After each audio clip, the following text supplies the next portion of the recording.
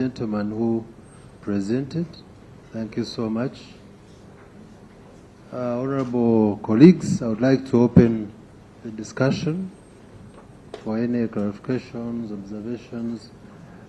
I would like to start with my brother Semuju and then over to Honorable Agnes Apea. But Honorable Semuju Ngana.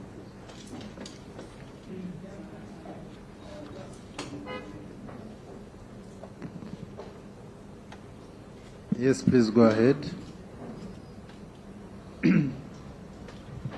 The key achievements of the ministry, Honorable Musasi, you are reporting Uganda's exports reaching 13.4 billion. If you want me to be specific on slide number 9. Yes, number 4. Yes. Uganda's exports. Slide number 9, point number 4. Reaching 13.4 billion. Slide number 9, point number 4. Chairman, the information I am seeking is that a bulk of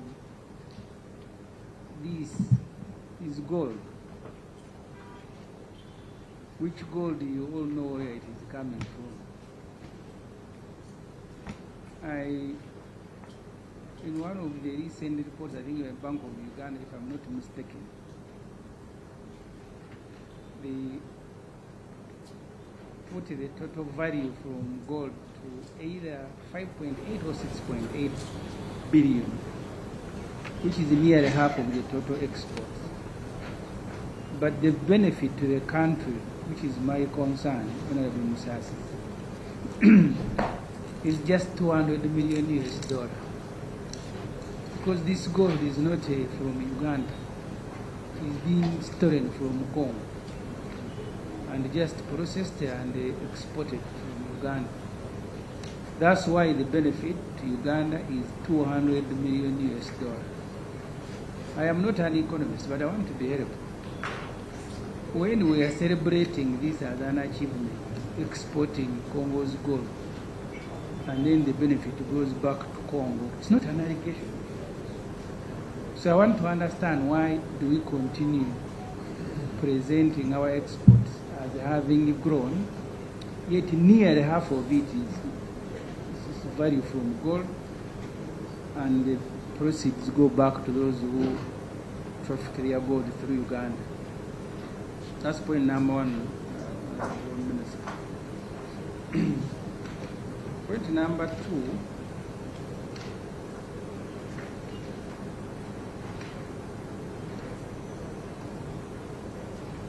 The theme, full monetization of the economy. I want to understand how we are going to measure this, because if you look at the figures, Bank of Uganda tells us people who have bank accounts in Uganda are just 2.7 million. I was looking at another Bank of Uganda report. The URA, okay, let me start with the URA. URA tells us they have registered 5.2 million taxpayers, but only 2.5 have paid some tax in the last financial year, and of those 1 million is pay as you earn. So this full monetization of the economy is measured against what? If the whole country has 2.7 million people who have bank accounts, and then the rest of the money you don't know where it is. So how are we going to measure that actually there is a full or partial or half or a quarter monetization of the economy? And finally, on PDM, through you, Mr. Chairman, if you read the report of the Auditor General, the latest, there are people who receive the money, a number of them pay school fees. There are others, you give the money to send. Why do we continue measuring the success of PDM in terms of just sending the money from finance? Because we have sent the money, therefore this is an achievement. Whether it has reached, whether it is being eaten by some people. So what is the achievement and why is it measured just against the transfer of money? That's for now, Mr. Chairman. Thank you, Honorable Semuju. Honorable Agnes Tim Apea. Thank you, Chair, and thank you, Honorable Minister and the technical team. Would like to appreciate the elements of your alignment of the ministerial policy statement to the NDP, but also, interestingly, to the 10-fold growth strategy. I think that is commendable, and we hope that all our MDAs align their ministerial policy statement in this context. I have two issues, Chair. One is on the performance of subventions under the ministry. And the paper I have here on page 1, it is showing that UNOC did not receive any subvention in 2025 and this year. And I think the minister also confirmed in his speech. But when you look at the same paper on page 8, under UNOC, they are reporting physical performance. Oh, you mean slide 8? Not slide. There's a document here without slides. Oh, the annex. Performance, the annex, yes. Oh, the Annex 1. Annex 1. Page 8 is talking of funding us at half year, 40 billion, and clearly stating what that has done. So I just wanted some clarification. You've just said you've not given them money, but at the same time you're reporting the performance of 40 billion, just for clarification. The second issue is on the reduced donor commitments, which is, to me, it's very concerning on the external financing, that we seem to, from this presentation, I think it's the slide of where the monies are reducing, slide 13, that under Invite and Grow, we will be missing out about 171 billion due to, according to your reason, reduced donor commitment. And in the same slide, I think slide 2, you were telling us about one of the challenges of low absorption. That is, I think, slide 7. Honorable Minister, what is causing this low donor commitment? Because it is so worrying that maybe next time we sit here and all our external funding is actually no more. So I think it would be pertinent that you let us know what is causing this donor commitment and what is the ministry doing about that. Is it low absorption? Is it corruption? Is it what? Thank you, Chair. Yes, Honorable Wamukuyu Ignatius Mudimi. Yeah, thank you, Mr. Chairman. Honorable Minister and your team, on the PDM, Financial Inclusion Pillar, the allocation, I've seen the allocation, almost the same, but recently we saw from our districts where they have indicated that the first court which got the PDM money should refund. Now, can you tell us how you are going to manage? Because we saw that is a revolving fund. Once those monies come, we reduce on this one, but it has remained the same. So tell us how you are going to manage, because they have indicated them that they should refund.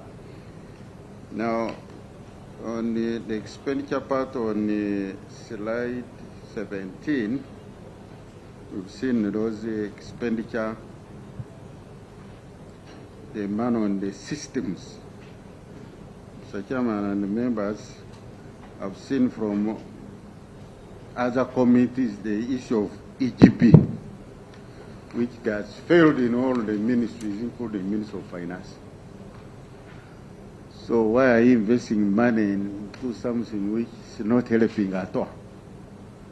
I've seen ministries, whatever the Auditor General raised, EGP, all they said the systems, you can't walk through the entire system. They don't have access to users, full, all that. So really, why do you continue investing money into something which does not deliver results? Thank you. Yes, Honorable Katesh. Thank you, Chair. And thank you, Honorable Minister and the team. For starters, Chair, I just want to express my concern that we are handling this ministerial combined, but all these different subventions, I feel that as a committee, we need actually to have a in-depth analysis and report on their performance. Because if you talk of UDB, Agricultural Credit Facility, everything we are dealing with here is summary. Power Bank, how is the achievement related to their mandate? We have not had that opportunity, and I feel that as a committee we are just going to rush through this. Perhaps still using our mandate, Chair, we should take interest in having further engagements to understand, because there are many issues, and let me just pick a few. For example, when I start with PDM, my colleague has talked about PDM. We've implemented PDM now for the 5th year, and we are using the same methodology, disbursed according to parishes. But are we not aware, Honorable Minister, that the parishes in this country, some are very large, 3 times some parishes. If we have done it for 5 years and we've gone through elections, we have seen, why wouldn't the government be looking at the formula now and saying, I think we may need to realign the way we are handling parishes. You have a parish which has 19 villages. You have another parish which has 6 villages. They have been getting the same amount of money. So I feel like government, we are just handling, we are not drawing lessons from it, so that as we continue to allocate, perhaps we make the program more improved. Microfinance Support Center. The huge outcry there is that there is no equality. You have many circles. If you assess your impact across the country, I think the picture would be very different. And as a committee, we need to take interest to know if you are talking of disbursements, are you covering the whole country, or perhaps it is there is no equalization. We talked about capitalization of bank. It's good UDB is capitalized. I have seen, for example, these are, I think, achievements, 55,000 jobs created, very good output value. What does it mean? Is it profitability of the entities you have invested in? Are you able to elaborate? Tax contribution, yes. But what about these others? Power Bank, what is the mandate? And what is the difference between a government-owned bank and a commercial bank in terms of, because government is putting in money, are your interest rates lower than the rest or not? If you look at housing finance, is their mortgage rate any different from the other banks? Because it's sometimes higher than the other bank. Yet this is an entity that the government has funded, perhaps drive the mortgage industry and ensure coverage, increased coverage and affordability. But if you find that government-owned entities where we have invested in taxpayers' money are more unaffordable than the other commercial banks or entities, where is the difference? And how does government get felt? Finally, Chair, on page 12, you talked about the reasons, climate financing. And my mind went into something called climate smart. Some of these projects, they start, they are nowhere. For example, climate smart agriculture. I think colleagues here will agree with me that it is something that government brought. Money was pumped in, promises were made, but it is nowhere. And now we are having another climate financing. What does this mean? Where is the money actually going? So, Mr. Chairman, as we process this, there is still a lot of time, because from here it must go to the Budget Committee. There are many questions that we need, and we need to understand the performance of these subventions. If it is agricultural credit facility, how spread are you? Who is benefiting? So that we can be able to comfortably advocate for more financing and for more support. I submit, Chair. Thank you, Honorable Katesh. Yes, Honorable Kefa. Okay, thanks very much, Honorable Chair. Okay, I'm not sure, as the subventions are here, I'm not sure whether they are making separate presentations or this is it, and we have to react to that. Again, Honorable. On the agenda, we have the subventions, and 10 of them as having been invited to the meeting. Specifically, I thought it was for them to make their presentation. Is this? No, it is a consolidated vote under 008. However, Honorable Katesh has just made an observation that we should look at how we can engage them and be able to know the details of their work plans, their outcomes, their performance, and understand their budgets, which is a very strong point. So right now we are moving as a vote, and as you heard in the presentation, the vote was reflecting on how much, when the Honorable Minister was speaking, how much is going to the different subventions. So the other detail is a matter that we can discuss when to engage these subventions for details. Yeah, but in the past, Honorable Chair, as you know, we've had some discussions with some subventions.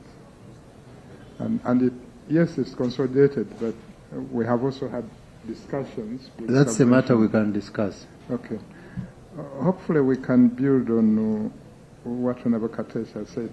But what I would have wanted to say if we were to discuss the different subventions, for instance, with the Tax Appeals Tribunal, it's a small organization, fairly small. By the way, Honorable Kefa, you're free to discuss in detail your observations pertaining to a particular subvention. Okay, thank you very much. Yeah. I'm just wondering,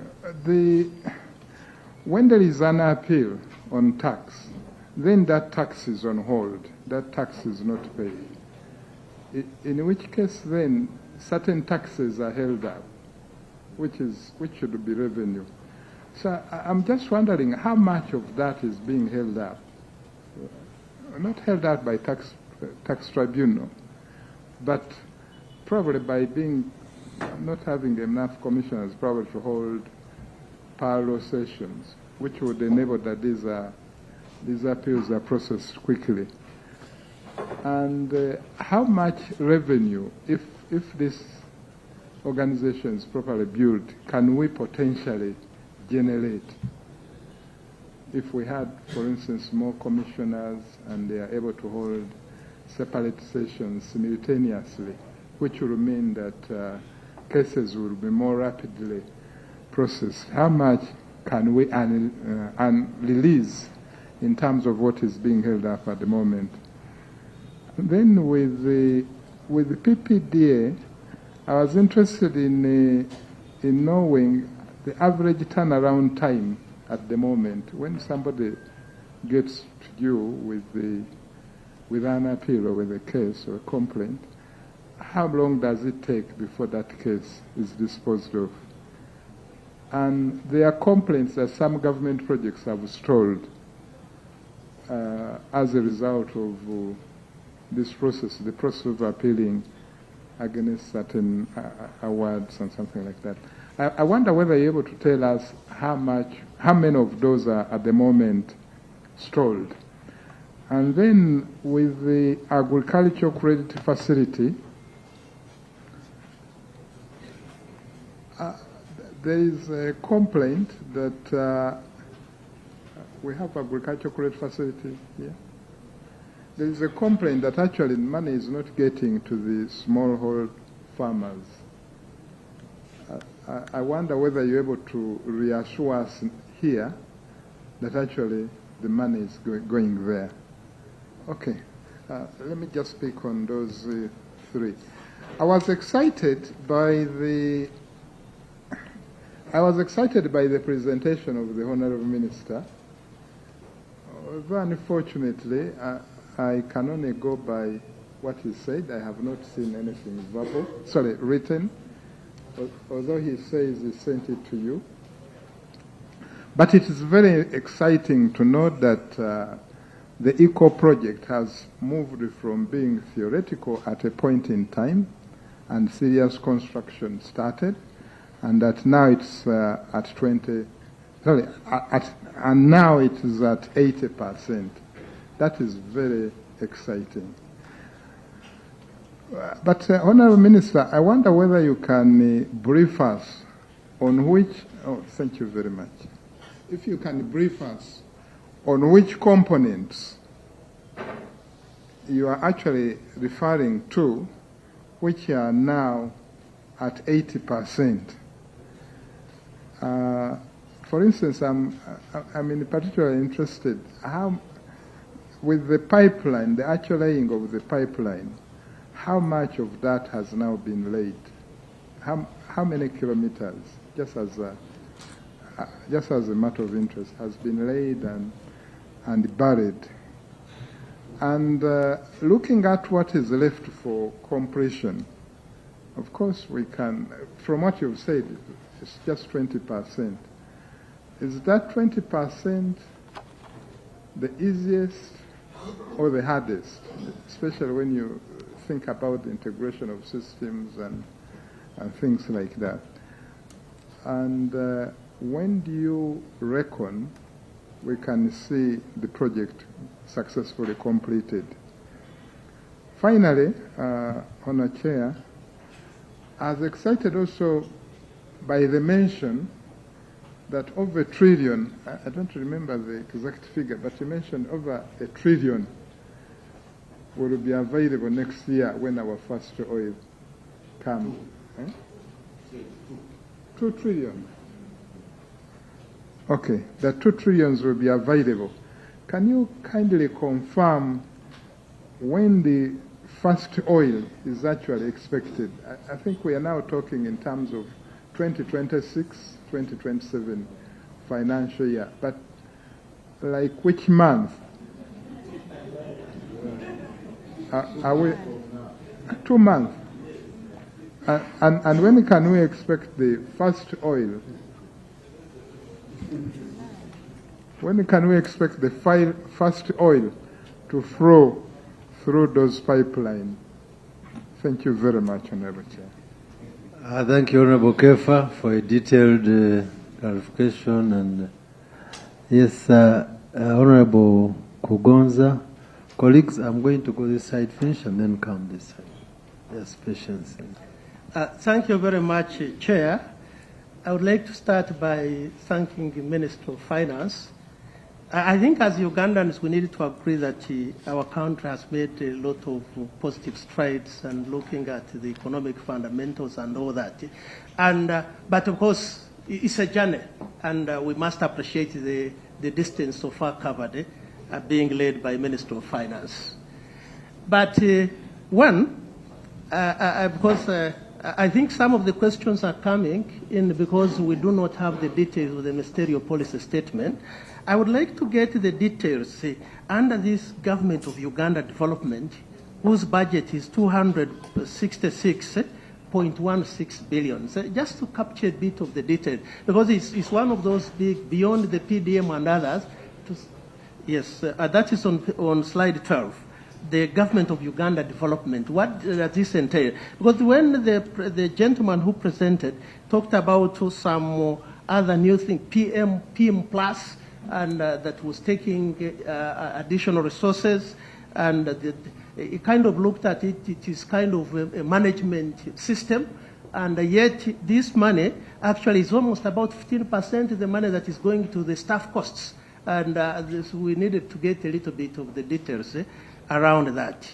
But then now this is just thinking outside the box, or rather as if there is no box. We've talked many times about the aspect of the ease of doing business. And gladly, the World Bank and those giants have come up with a number of parameters. And from the presentation by the minister, that we have done so much, we have progress, we have realized a lot of progress in that direction. But I think we needed to customize this and get to the Ugandan way on some of the other aspects. For example, even when we talk about that the ease of doing business in this country has greatly improved. If you asked, for example, like this morning, I actually was able to be late here by more than 2.5 hours. And everybody in this room must agree that I'm one of the best timekeepers. But I was actually not able. Every road I tried, blocked, traffic jam. And if you look at the aspect of the traffic jam in this country that is so much related with the business of everyone, because like many times when we talk about business, we seem to be taken up by the financial aspect. But there is a lot of non-financial business. What is the business of the team from Ministry of Finance? Is to actually get to the ministry, deliver on their mandate. And the moment you are not able to be there, or even when you are there and you have already lost a lot of time, then actually you cannot be talking about that. Elated today, and if you compare today and yesterday, I was actually in this same town. The business environment, as far as I'm concerned, as a member of parliament who was coming to parliament to deliver on my mandate on certain aspects, to today, actually I would say that it has actually gone worse, just in one day. So we need to look at this sustainable aspect. And given the fact that actually Kampala, as a capital city, it actually takes on the best brains, up to around 80%. The moment these are clogged in a traffic jam, the cost is so huge. And sometimes we don't talk about this. So much as we are looking at these other aspects, we need to get down there and look at the cost of access of doing business. What about the farmer? We can't talk about the standard gauge railroad, which is a very, very important thing, and I'm not disputing that. We actually need it. But when the cost of doing business by a farmer, if a small road that has a choke and cannot be able to transfer his products to the next level, actually the cost of doing business at that level is quite high. So we need to really kind of look at this. And sometimes it's actually about accessing health facility. Sometimes it's actually accessing what is the cost of a child going, the business of a child going to school. It's to seek education. But if one river floods and he cannot be able to get there and he misses a day when other people are studying, the cost of actual accessing education, we must be able to look at. That's what I'm talking about, maybe looking at some Ugandan way of our doing of business at different levels, because everybody is in business. It's not only about the financial aspect. Chair, that is my submission for now. I thank you. Thank you so much. We start from the other side and end up with the Honorable Omara Paul. Thank you, Chair, and honorable members. I want to thank the Ministry for a very comprehensive submission. Mr. Chair, I draw your attention to slide 4 of the MPS and under the program Private Sector Development. Chair, the key objective here is to support private sector to drive growth and create jobs, which I think is a very good objective under the program. And Uganda being a private sector dominated economy, I think the program is very good. However, Chair, under the key intervention, the strategies, the ministry quotes reducing the cost of doing business by adequately providing cheap facilities through government banks, the UDB, UDC, and others. Mr. Chair, I have not had the opportunity to check through the details of the MPS, but I wanted to know what we have achieved so far. This is not a new intervention. It has been very loud on the MPS for 2024, 2025, 2025, 2026, and now 2026, 2027. What have we achieved so far? If the products of UDB are demand-driven, what have we done to create demand? So I needed to know that, Mr. Chair. And two, still under slide 5, item number 5, the ministry quotes grow as one of the sub-interventions. I'm still interested in knowing what have we achieved under grow, because it takes a huge 30% of the total budget. But I have gone round, especially in the Laos sub-region and Acholi sub-region. Mr. Chair, there is no bank, no commercial bank that can explain to you thoroughly what grow has come out to be within the sub-regions. I've made efforts to move across. I have not seen grow anywhere or any beneficiary of grow in the entire northern Uganda. Could the ministry come out clear and explain about grow? And finally, Chair, I wanted to know the details as contained in slide 15, item number 4, about financial sector development. What is the content? Thank you. Chair. Honorable Patrick, Yeah, just a moment. Honorable Patrick, the Minister would want you to reiterate your last issue, which you're saying is on slide 15. Yes, thank you, Chair. Yes. Slide 15, item 4, on financial sector development. I want to know the content. Chair. Yes, Honorable Jane Achuto. Chair, thank you, Chair. Chair, I want to pick from what Dr. Apea said and Patrick on grow. Apea, I think, was very spot on when she asked why the low commitment by the donors when it comes particularly to grow. Chair, I want to share with the Minister my experience with grow in my district. When officials from Pearl Bank call you, a lady, these are loans supposed to be extended to women entrepreneurs. They will naturally, as a financial institution, sell their own loan products first to you and actually persuade you when you say, but what about the grow? I want to come and we talk about the grow. They will persuade you to take the agricultural loans and any other products. I know that you're not the implementing agency, but as the ministry that, keeps releasing this money, kindly take interest. The banks, I think, are not very good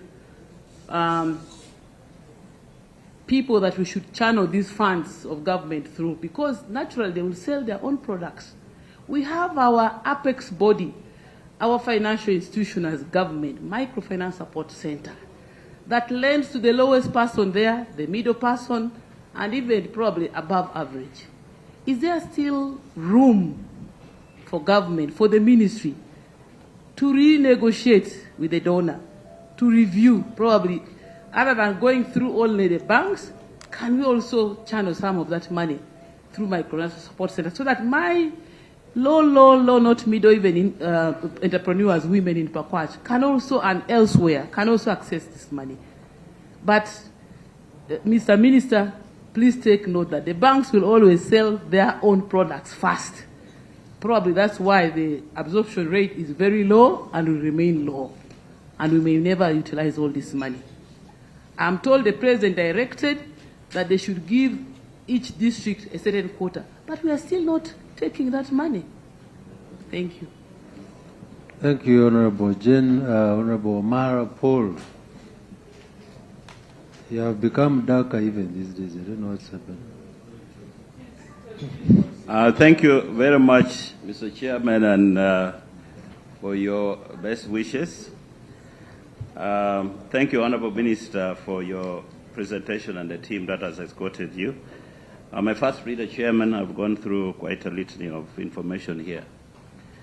Mr. Chairman, before the Ministry of Finance distributes any money, it's always important for us to think through where the monies will come from.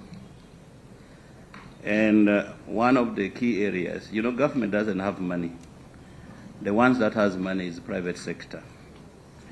And this is eloquently explained, as Honorable Ochan talked about, in one of your key objectives of private sector development. There are quite a litany of initiatives which you put there. For me, I'm just looking at direct government support in the banks that we own. If you look, for example, at Uganda Development Bank, thank you, you have increased the figures from 2024, 2025, and for 2026. But given the size of the pipelines that the bank has, it's quite huge. I think we are talking of more than 1 trillion shillings. So the pipeline is huge. The private sector is hungry for cheap funds, easy money, long-term money, more than we have in commercial banks.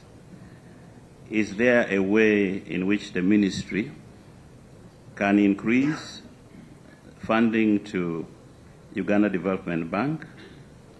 And if it can't, maybe because of the bank's high credit ratings by the international agencies. Are there UDB team here? Okay. So because of their performance, they have been,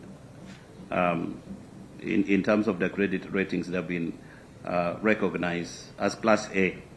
Would the ministry therefore be able to give the bank latitude to get external funding to support the government? Because this figure I'm seeing, yes, it's some reasonable amount of money, but in the context of the pipelines they have, it's quite minuscule. The same thing also speaks for Microfinance Support Center. Now, when we talk about a MIOGA and a PDM, those are totally different things. Those are like government interventions. But the one specific business for Microfinance Support Center is to lend to a much lower category, the SMEs. And so even when you look at the figures, yes, they have increased over time, but the pipelines is still great. So if we really want to strategically intervene or support the private sector growth, we should be able to put money there, easy money for the people who make money, who pay taxes, to have access to those funds. The other thing I want to mention has been ably explained by my colleague here, my doctor. PPDA. Do we have PPDA here? Honorable Minister, the biggest problem we have, we can allocate money to all these MDAs, to all these entities. The question is turnaround time in terms of execution of government projects. It is so long. Chairman, if I had time, I would have walked the ministers through, but even government-to-government contracts, it takes almost over 6, 7, 8 months. Government-to-government. UPDF, for example, building for us health centers. You have to go through a litany of bureaucracy before the UPDF can even get to build a health center. can PPDA, working with the Office of the Attorney General and the ministry, really cut the red tape? It's total nonsense. It cannot even work. I had to carry my car, my engineer on my vehicle, going to UPDF, coming to Solicitor General, going to where, going to... It's unacceptable. Government to government. We can't work like that. So can we cut the red tape so that we can become more efficient? Honorable Minister, I've seen UNOC. You have not put money for UNOC, and I've read where they're going to get money for refinery. UNOC is one area where we are going to get money, the 2 trillion shillings, possibly in the next 2 months or so. If we have any little money to make UNOC get out that money, that oil out, so that we begin to cash on it. You know what is happening now? The price per barrel has moved to $120. Now, what is happening is Iran is in our favor. So if we had any money to extract the oil from the ground, we must do it now, Honorable Minister. Then it is like getting, the contract. Beyond $75 per barrel, Uganda begins to get more money. So why don't we do it now? And of course, the final one is on Enterprise Uganda. Mr. Chichi, you're doing a good job. Thank you for training our business community so that they begin to understand what they are doing and contribute more to our economy. Mr. Chairman, I submit. Thank you. Thank you, colleagues. Now I come this side. I'd like to start with Honorable Choma, then I'll go to Honorable Ogwal Moses and Gerard, yes? Honorable Gerard. Yeah. In that order. Thank you very much, Mr. Chairman. And I want to thank the Honorable Minister and the team for the presentations. My concern, as has been raised by Honorable Katesh and others, is about the format of presentation. Chair, we royally meet these subventions for the quarterly meetings and the like. So, Chair, when you look at the slides, slide 7 and slide 8, we appreciate the budget performance. Okay, slide 8 shows us the 2024-2025 budget performance. Thank you. Then slide 8 shows us the half-year budget performance for financial year 2025-2026. However, this performance largely concerns the financial performance. Okay? And to me, I would appreciate it if it is aligned to the financial performance. Yes, you spent this, but what did you do? And maybe the norm is changing, because actually we would look at the financial performance, we would also appreciate the physical performance. And we appreciate the Minister of Finance is largely the service ministry, but you actually serve through these subventions. But unlike the usual presentations, now the subventions are given as an annex. Annex 1, if you want to know the performance of, say, the Tax Appeal Tribunal or Enterprise Uganda, I think my friend Honorable Mara either read first, but he has just come. Or Enterprise Uganda has done some good work in his constituency, because I heard him appreciating the performance of Enterprise Uganda, and I wondered when actually Enterprise Uganda hasn't presented the. I'm not saying, Dr. Chichi, I'm not saying you are not performing, but for Honorable Mara to appreciate, it should have been out of the presentation, so that we appreciate that really, out of what you wanted to do, you've done, say, 80% or otherwise physically, the physical performance. So all I'm saying, Chair, and you see again on page, I think this is slide 16 again, where we have variances between the figures in the budget framework papers and the ministerial policy statements. We appreciate. But what is it that actually changed between the budget framework papers and the ministerial policy statement in terms of activities? You are only showing us the figures, but what is it that changed in terms of programs, in terms of activities, in terms of outputs? That we really appreciate. So, Chair, how I would pray that we would also have presentations of these subventions, so that while we appreciate either the increase or reduction in the budget, we also know how they have used the monies in the first half of the year, okay? Not by annex, as a presentation to the committee, because this is a chance we have, and other interventions which they are looking money for the financial year 2025-2026. It is also Appendix 2, but we have not gone through it, Chair. I thank you, Chair. Thank you, Honorable Gwal Moses. Thank you very much, Chair. Thank you very much, Honorable Minister and your colleagues. Chair, I want to pose one question. In supporting private sector, why are interest rates not dropping? Not dropping. The interest rates tend to be high, and yet that is one of the best enablers to allow the private sector make contributions. Before maybe you answer, I want to mention that there are a lot of money you have highlighted. UDB has money. That would take care of private sector, which is supposed to support, say, I give an example, if you are supporting a manufacturer,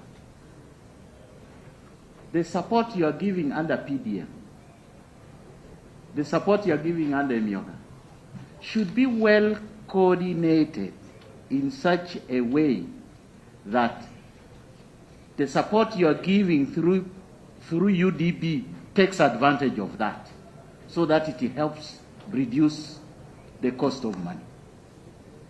When you look at what a business person or a private sector does, or when you look at companies which are providing money, which are banks, the biggest element remaining now making the cost of money high are risks. And the risk is mainly attributed to the supply, relationship between the supply and the demand. And I give an example again of a manufacturer and a producer, a farmer. Why is a farmer not getting interest rates which are good? Because they view them as risky. Yet, if you made a manufacturer join up with a farmer, the risk reduces. And you have all these instruments which could help you work on it. You have money to UDB, you have money to the farmers, but they are not talking to each other. That's why we risk calling you Ministry of Financing, not Ministry of Finance. You are just interested in releasing the money PDM you have released, but how is it relating to work with, say, big manufacturers on the items which they are producing? Those are the issues which I think if you are working like a Minister of Finance rather than financing, you would solve those issues. And I would request that you put a little bit of more attention. I tried to talk to UDB to look at that, the money they are giving. Is that money they are giving the big companies, is it talking to the PDM money? No. so the interest rates remain high. So you don't solve one of the biggest problems of private sector, which is lowering the interest rates. Would have gone into the details of that, but let me stop there. Secondly, with these subventions, I'm interested in the large farmer scheme.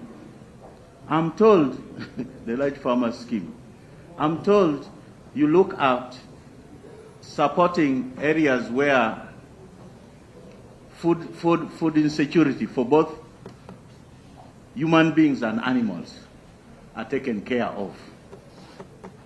I'm interested to know why you have not included cassava as a beneficiary.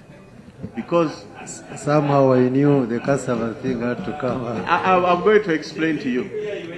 The cassava is for human beings, but cassava now is for both. When you use the cassava flour and the cassava leaves, you can now produce feed. Feed. For both chicken, and cows, livestock, and so on. So it would fit. You need to look at how to do some of those things. Then I want to talk about the contracts. Do you know that if you were to pay contractors on time, or on time I mean 30 to 45 days, your cost could come down by 25%? If you just paid people on time, you just do on time, even for roads and so on, the private sector would be willing to charge you 25% less, and you would have more products. Even for roads, the quantity would increase.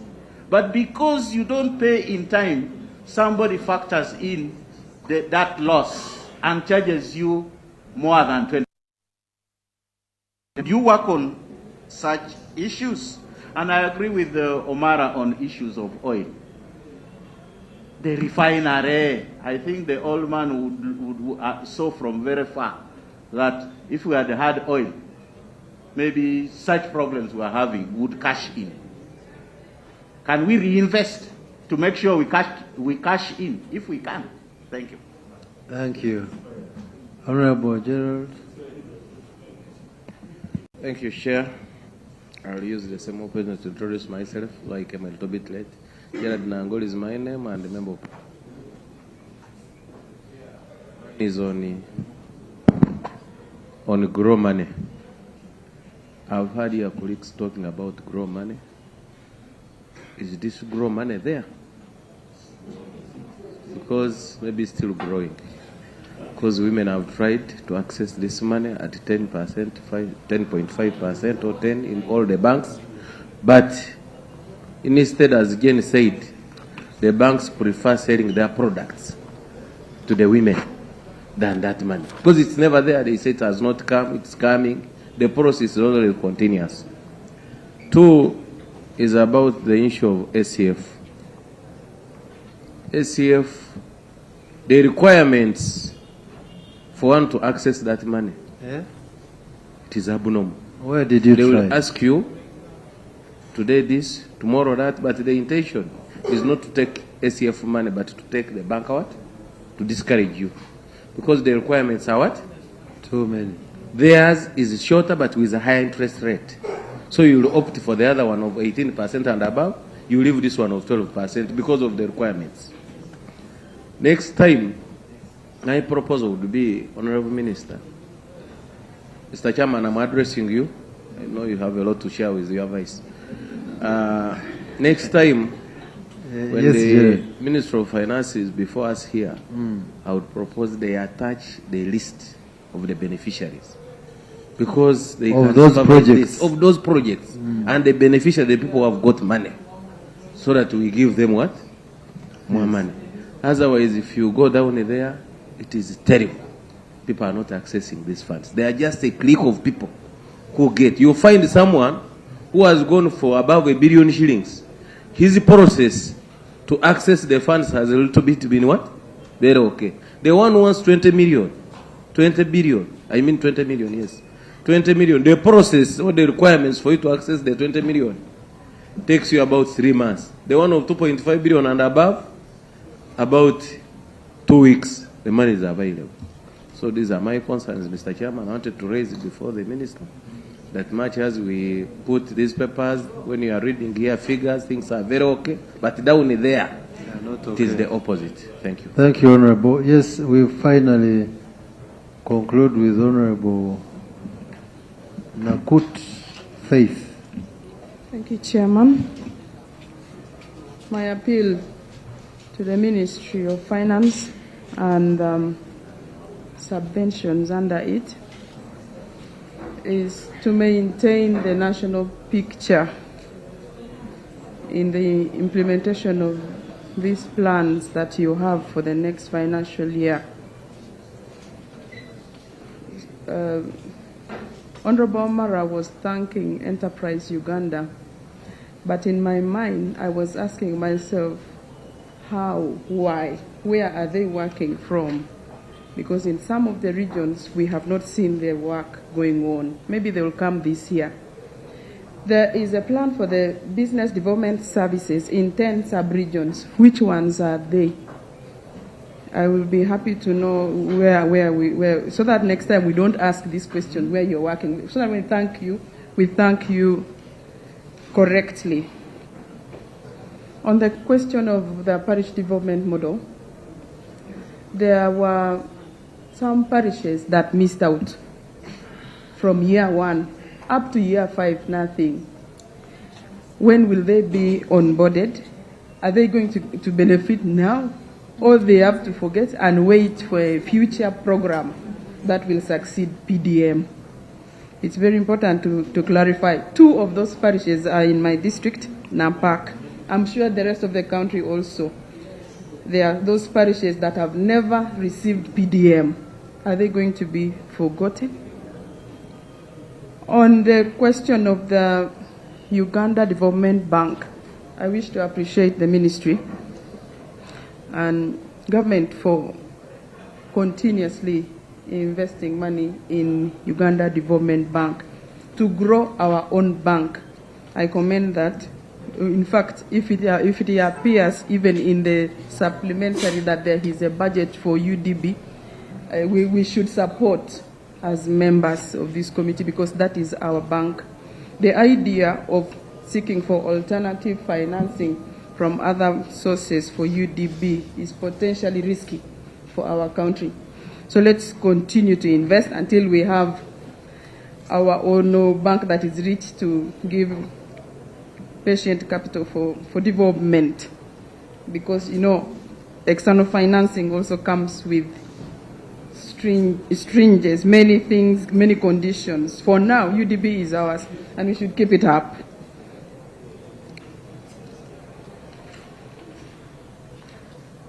That's all, Chairman, that I thought I should communicate. Thank you, Honorable Aleper Moses. Yeah, thank you, Chair. I just have a few things to say. One, I think we appreciate that this budget that we prepare, close to 70% of the expenditure go through procurement. Yeah, that's the statistics that we have always been given, that most of the services are actually procurement. And one time, government started the initiative going e-procurement. Because this was to automate purchasing processes, to reduce costs, also enhance transparency and accountability, and other expected positive impacts of this initiative. But what baffles me is, up to now, you're stagnating at 36 MDAs since it started. What is the problem? Why aren't you progressing? Then the other bit is on PIMS, the Project Investment Management, that you will surely get funding, hopefully from the donor, from World Bank. This has been a problem in the implementation of government projects because we normally find difficulties in takeoff, even in having the loans and the rest.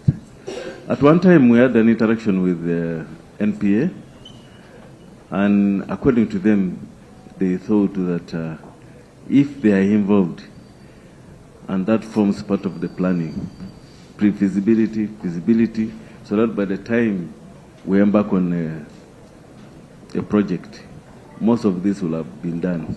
Now, that's where we had problems, because sometimes we even secure funding before the feasibility has been done, and that would stagnate and actually undermine the progress of the funding. So what is this new initiative that is coming? Around 2018, the Minister of Finance received some funding from EU on this very initiative, but nothing turned out very positive all this time. What will work out differently this time around with the PIM Plus?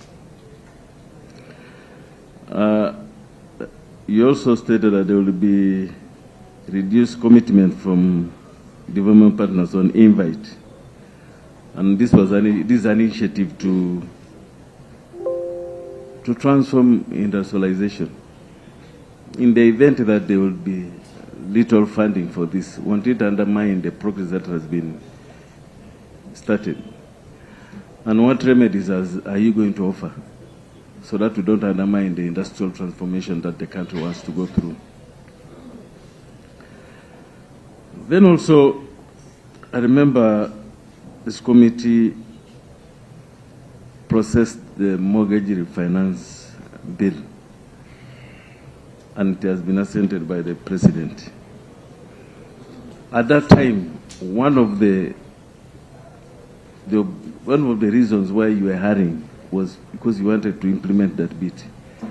I don't see your provisions for mortgage refinancing in this budget.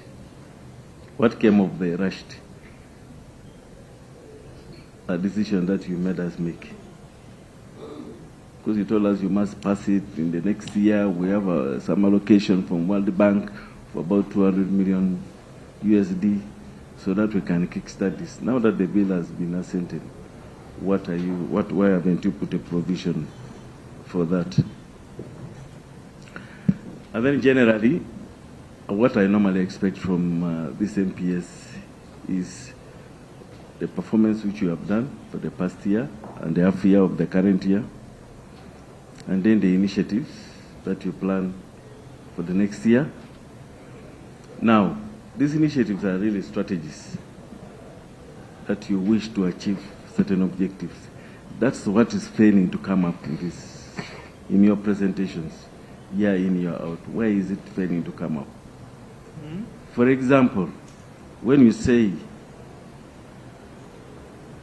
I'm saying the implementation strategies are failing, you have failed to bring out the impacts of these strategies or of these initiatives in your presentations. They are so generic in a way and not specific. So why is that so? Thank you, Chair. Yes, thank you so much, honorable colleagues. I just want to make a few comments, and I would like to start from where my honorable deputy chair has stopped. What we have heard members over and over again talk about and reiterate for emphasis purposes is we are talking more about output. Output, yes, it is good, but the outcome part of it is so silent. For example, if you trail the PDM output, yes, we see a lot of money, and indeed in this MPS you're emphasizing the biggest percentage of the spending is on PDM. But you know very well that we have not felt, or you have not been able to explain the impact so far in the releases you've made since the PDM started, so that we know where the weaknesses are, what interventions can be made going forward. I think that is a critical point. We need to have a system that is able to monitor where this money has gone, which you have, but also beyond that, be able to tell us who has received it, how has that household been impacted, how going forward, what should be expected as, for example, the output in terms of production, if it is about zero grazing, if it's about coffee, how much coffee now do we expect in a parish to be produced in order to prepare us for value addition, the ATMs we are talking about, the next pillar which would be infrastructure development of their warehouses, value addition, whether we need in that parish to push forward the lines of electricity for value addition, that whole chain until we export and see that the impact of the releases is felt. I think you've heard that colleagues have emphasized that, and that's what we need to address. Honorable colleagues, you have also talked about the impact of the infrastructure. And when you talk about the delays, I don't know what is happening. In the Ministry of Finance, I know we have the PPPs. You are developing those infrastructure. But they are delaying. Is it the one going to Gulu, that's called what? The Express? Bombo Express, yes. The Ginger, the MPG, all those, they are congested and we are not moving. All this infrastructure has a very pivotal role on the performance. And I think, Honorable Minister, our economy would have done better if these infrastructures can be fast-tracked. And I know for a fact, even where there is no money, I have seen people. The other day when I was on the Entebbe Expressway, even trucks are moving there, they are paying. Why can't we do that arrangement so that people are able to pay their tolls but have the roads done sooner than later? That is very critical, Honorable Minister and team. And that's where I am excited when I hear my President talk about the SGR. These are serious interventions. We know how it has, for example, impacted in our neighboring states like Kenya and Tanzania. These, as soon as they connect, how ready are we in terms of preparation to do that? That's very critical. And when the President was meeting the counterpart from Kenya, talk about the SGR, I heard how it is going to connect to the Western Uganda, connect to Rwanda, and I pray these are addressed effectively. We've talked about the procurement and how it is a problem, and it is housed in the Ministry of Finance, the EGP. What has happened? Why is it stalled? Since it got housed into the Ministry of Finance, you have only about 34 or something, 36 entities which are only on EGP. What is happening? No, we need to have that. But finally, colleagues, I know you've already mentioned a number of issues. Finally, Honorable Minister, you've had the issue of understanding what these subventions, what are their work plans. We see you giving them money, but what are their work plans? What are the expected outputs? So that members and colleagues and the country is aware.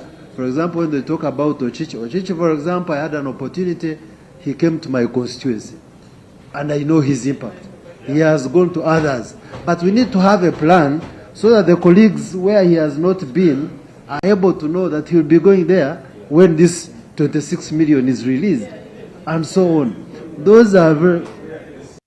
Where else he will tell us, but me I'm saying where he went. In Otuke he has been there, in Ubunyoro, in Ichibari he has been there, and others. But we are saying maybe for accountability and encouraging and giving other colleagues hope, he needs to tell them when he will be going elsewhere.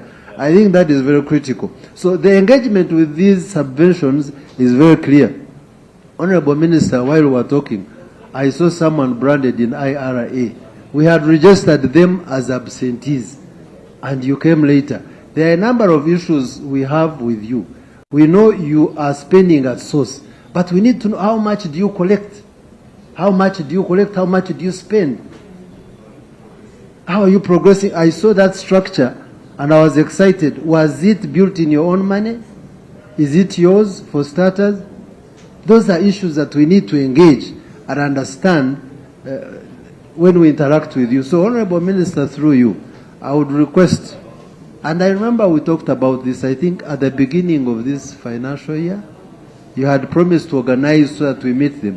Some of these questions shouldn't be coming at the tail end when we engage with them and we are in the know of what they are doing and then the outcomes we expect. With that said, honorable colleagues, I'd like to allow the honorable minister to respond to the questions that were put before him. Thank you.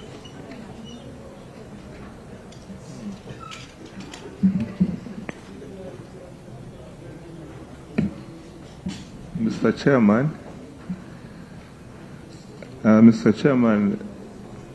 I was looking around to see whether Honorable Semuju is still around because he asked the first question. And I want to chronologically respond, starting with Honorable Semuju, who raised the first question on exports. Mr. Chairman, we do not only leverage on the export of gold. We have gold, we have coffee, and others, electricity and others. So for Honorable Semuju to say that we are getting gold from Congo, gold is passing through Uganda from Congo, and we are registering it as our export, is not correct. Mr. Chairman, we have gold. Uganda mines gold. Mr. Chairman, we don't export raw material of gold. We refine. And the refineries of gold are in Uganda also. So it's a combination of the refined. Actually, it is the refined gold which we export. Mr. Chairman, gold has a lot of significance. First of all, it improves our BOP position, but also it has an implication on our exchange rate stability. The more gold we export and the other exports, the more advantage we have on our shilling gaining. So I want to invite Honorable Semuju to look at this issue widely. We need a wider perspective of our export of gold. Among other exports, Uganda is exporting. His next question, no, can I beg you to listen to me? You are sure I have backup. I'm making preliminary responses. The team will back up where more information is necessary and required. Mr. Chair, Honorable Semuju is asking, is concerned that full monetization will not be realized because the number of people who have bank accounts are 2.7 million, and a certain number of people, which I didn't capture very well, are on our tax register. Mr. Chair, we measure full monetization using the number of people who have transitioned from subsistence economy to monetary economy, to the money economy. And according to the recent report by UBOS, we have moved gradually. 2013, 68% were in subsistence. At At some point, we came to 38. We can check the year when we came to 38. And the recent census put us at 33%, meaning 67% of our population now is in the money economy. That is the basis upon we measure, and you can see there has been improvement. Although I don't want to brush his point. His point comes in on the perspective of the informality within our economy. We are operating an economy which is largely informal, and this has implications on our effort to raise savings, the savings mobilization, and also our effort to raise the revenue. We have very many people out there who are making money in this economy, but the URA is not able to capture them. So this is an area where day and night we are working around to see that we reduce informality by digitalizing our economy more, by ensuring that we improve on other systems. So he's also correct, and I have picked your point. We shall improve on formalizing our economy so that we are able to capture and take advantage of what formalization brings. Why do we measure the success on PDM? By sending, Mr. Chairman, I think you also raised the same. PDM is not only measured by how many people have received the money. Mr. Chair, if you want to see the outcomes under PDM, you watch the president's videos. Yes. The women are giving, not only women actually, our people in the countryside. For example, yes, PDM is targeting this person who is in the subsistence economy, who has got the 1 million, bought the pig has produced 8 piglets or 10, and is able to sell them and get 800,000. I have an example in my constituency, not one. Very many people who have bought pigs using PDM money now have money. No, I'm telling you, Honorable Semuju is from the town. For us in the villages... You're bringing a wrong example of the pigs, in my opinion. Oh, no. It is in the context of...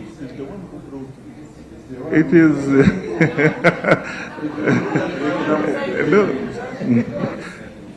I can also use something else, the chicken or whatever.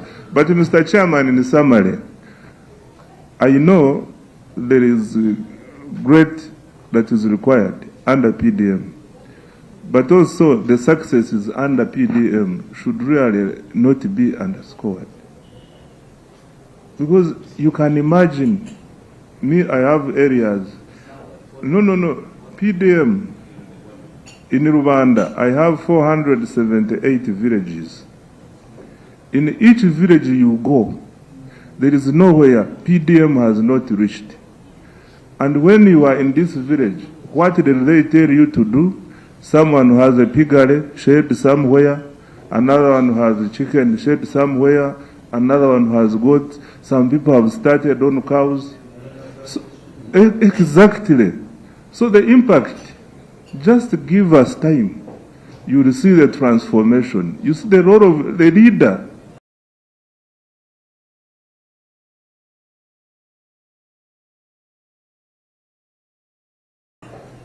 Is supposed to show the way. By the mere fact that you have showed people the way, that when you go into agriculture and undertake these projects, you can transform is also, in my opinion, the first Honorable milestone. Minister, just sorry to intervene, but just for information, my issue was about ability to spot with ease a household X and be able to tell that transformation, which right now maybe the system is not there. I can take you to my constituency in Bovare. That is physically. Physically. There now is I'm a lady. talking about. There is a lady, I can take you. You will see the lady who started with less than 10 chicks, and now she has 200. Now the point I I'm can making, tell I you. don't disagree with you, Yes. but the point I'm making is that if I am able to go on the system and identify that household X and go and visit system physically is by there. picking the information. Can we give Through that my information? minister, through People what? Honorable Chair, Honorable Chair, the Yes, system is For there. us, we enjoy them. Honorable members, order please. Let's give information on Honorable the, Chair, the system on is the there, and I want to request Commissioner Nyim to explain that system. It picks the household and the activity the household is doing. Commissioner Nyim. Thank you. Through you, Honorable Minister. We deploy 3 systems in our transactions around PDM. There is a system that does the profiling of the households in terms of identification, which is the Parish Development Management Information System. There is a system that manages the transfer of money from finance up to the household, which we work with the PAL Bank, the Wendy system. And then finally, there is a system that does the actual location of the household and their enterprise. We call it the Zaidi system. So it's able to take a picture of the beneficiary, provide you the particulars of the investment that they are engaged in. Honorable Minister, I think let's not go there because we are going to go. No. Because let me just no, let me, Chair, you just give me an opportunity. You see, we have to be, you know, when you come here, we expect you to give us realities. I want you to give us realities. You know, when you say you can capture the enterprise in every village, that's okay. I have to be honest with you. In where I represent, there are some people who have drunk that money. Have you picked up that? Who have? Who have drunk of the money?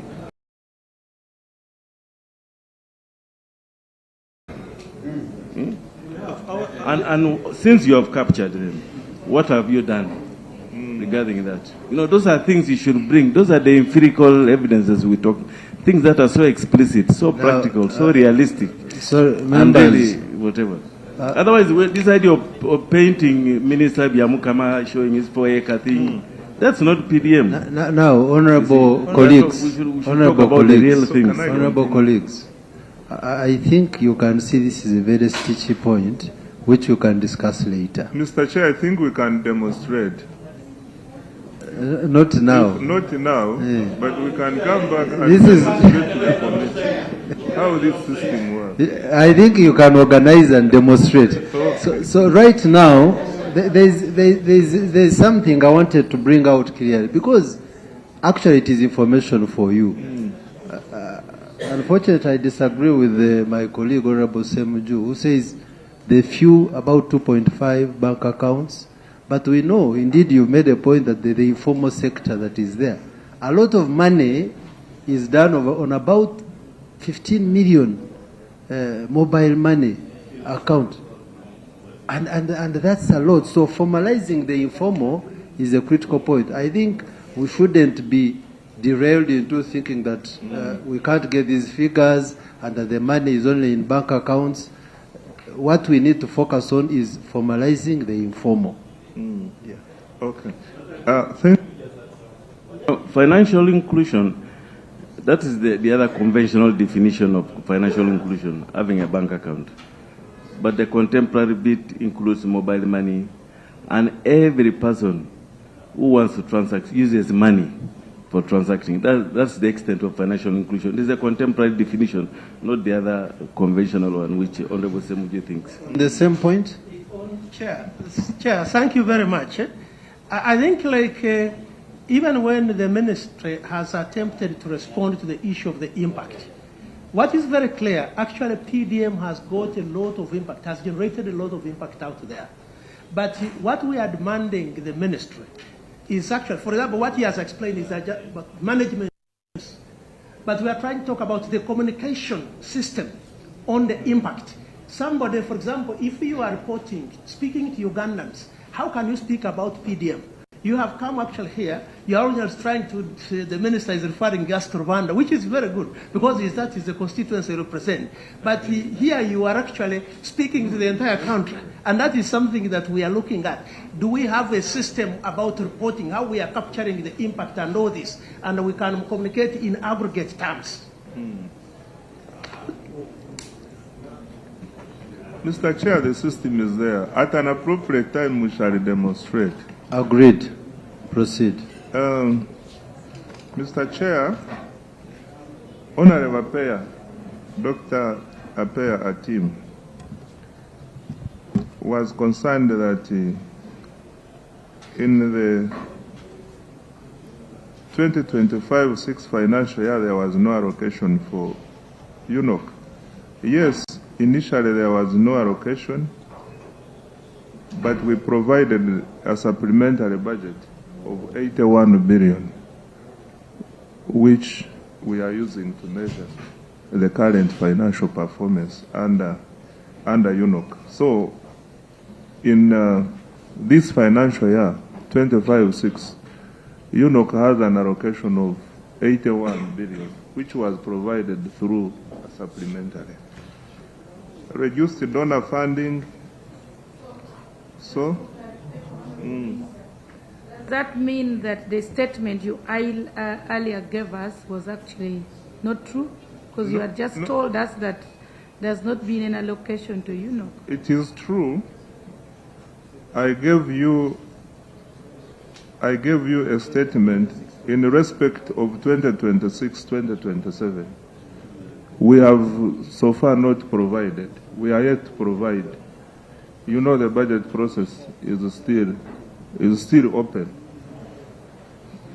Yes.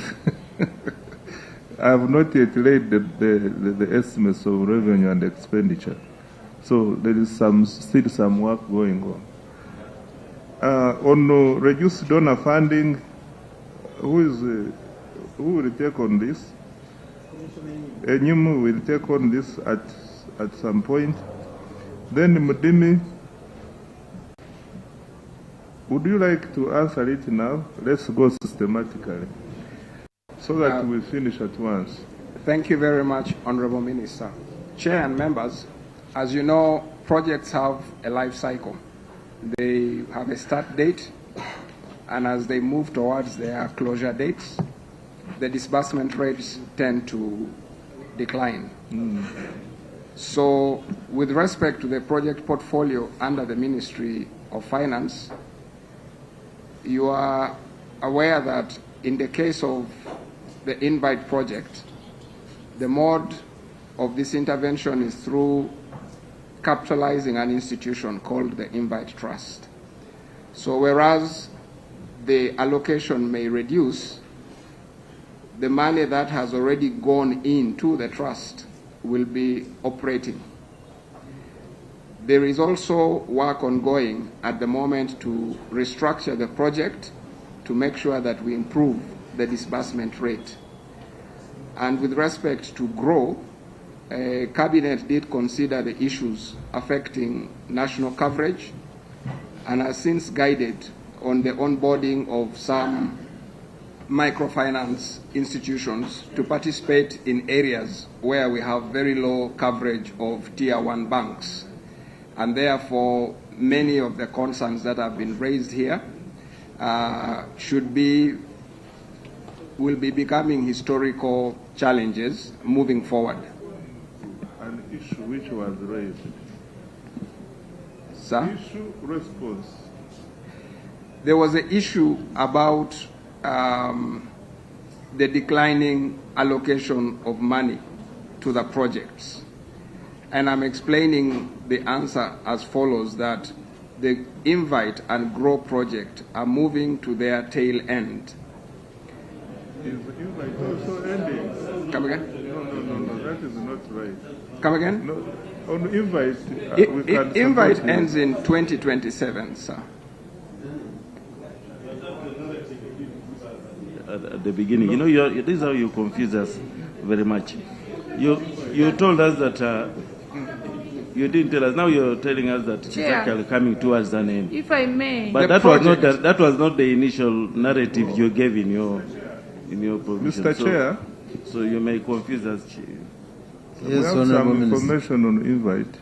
Actually, Invite is yet to be implemented. No, there is a component which we want to discuss with the bank how to do it better. So Invite has... Yes, Honorable Pair. I find the response more confusing than it was stated in the statement. Yes. My question was very simple. That could you please explain to us why a tune of 171 billion shillings is reduced from the budget, and the reason is no donor commitment. I just wanted to hear from you, what is it that is influencing or, if you know, causing that reduction from the donor, and the projects were specific, Invite and Grow. But now you're saying is in the town tail end, the minister is saying, oh, we are negotiating. What is it? It is not in the budget anymore. The disbursements, Honorable Member, are based on a schedule